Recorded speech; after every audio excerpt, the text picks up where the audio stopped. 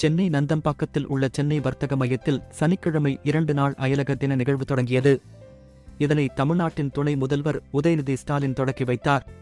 பின்னர் பேசிய அவர், உலகத் தமிழர்களின் பாதுகாவலராக தமிழ்நாட்டின் முதல்வர் மு.க.ஸ்டாலின் விளக்குகிறார். தமிழர்களின் வளர்ச்சிக்கு தேவையான அனைத்து திட்டங்களையும் செயல்படுத்தி வருகிறார் என்றார்.